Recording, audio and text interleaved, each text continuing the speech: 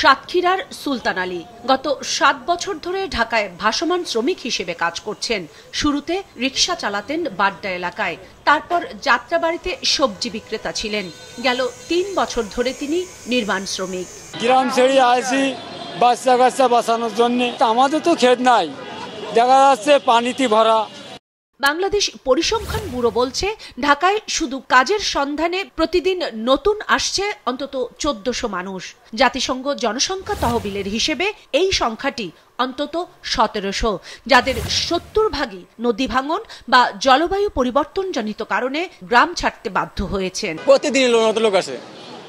আগে অনেক কাজ আসলো, মানে আগে কাজ ভালোই পাইছিলাম, আর অনেক কাজ একটু কম। নোয়াখালী পানি হচ্ছে তো, নোয়াখালী লোক আসছে, লেগে একটু কাজ একটু কম। ওই যে পানিতে বন্যায় বুড়ি যায়, মনে করেন বড়ি গেলে আর জায়গা নিচু জায়গায় এলে মনে করেন ধান টানার যেটা হয় না। গরু ছাগল পালবে কি করে? কারণ খড়কুটো ওখানে খাবে কি? অত খড়কুটো কিনে খাওয়ার মতন সক্ষম আমাদের নেই।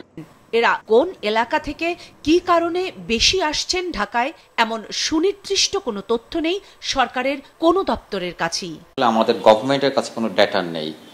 তারপরে হচ্ছে ইন্টারন্যাশনাল কিছু অর্গানাইজেশন আছে যারা হচ্ছে গ্লোবাল ডাটা নিয়ে কাজ করছে, আমরা তখন ওই ধরনের ডাটাগুলোই ইউজ করি। ইন্টারনাল মাইগ্রেশন নিয়ে যেটা প্রজেক্টটা করছি, 2027 সালের মধ্যে আমরা ওই রিপোর্টটা পাবলিশ করতে পারবো। ঠিক আছে, সেক্ষেত্রে আমরা আমাদের যে কোস্টাল এরিয়া আছে ওই এরিয়ায় কীরকম ইন্টারনাল মাইগ্রেশনটা কীরকম, কী ধরনের মেজর নিতে হবে, আমাদের গ্যাপসটা কী, এটা নিয়ে আমরা একটা সিনারিও বা বলতে পারেন যে ডাটাগুলো আমরা সবার কাছে শো করতে পারবো। এই ইস্যুতে সম্পৃক্ত দুর্যোগ, পরিবেশ, স্থানীয় সরকার সহ অন্তত 6টি মন্ত্রণালয়, কিন্তু এদের পুনর্বাসনে কোনো মন্ত্রণালয়েরই নেই কোনো প্রকল্প।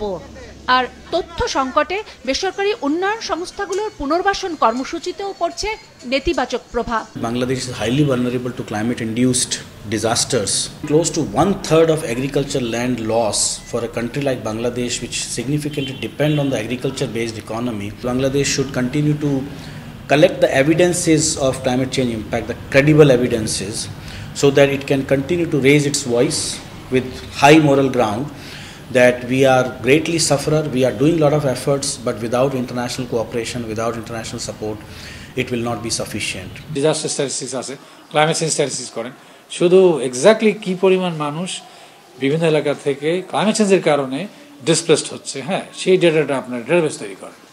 যখনই কোয়ান্টিফাই করতে পারবেন, বলতে পারবেন যে this number of people are getting displaced, হ্যাঁ, ডিউ টু ক্লাইমেট চেঞ্জ, তখন সেই সংখ্যাটা এবং তাদের যে ক্ষয়ক্ষতি সেটাকে আমরা কোয়ান্টিফাই করতে পারবো। এসব জটিলতায় এই ভাসমান মানুষেরা জনশক্তি হিসেবে বিবেচ্য না হয়ে ক্রমশ নগরের বোঝায় পরিণত হচ্ছে বলছেন বিশ্লেষকরা। কাউসার সোহেলি, মাছরাঙ্গা সংবাদ, ঢাকা।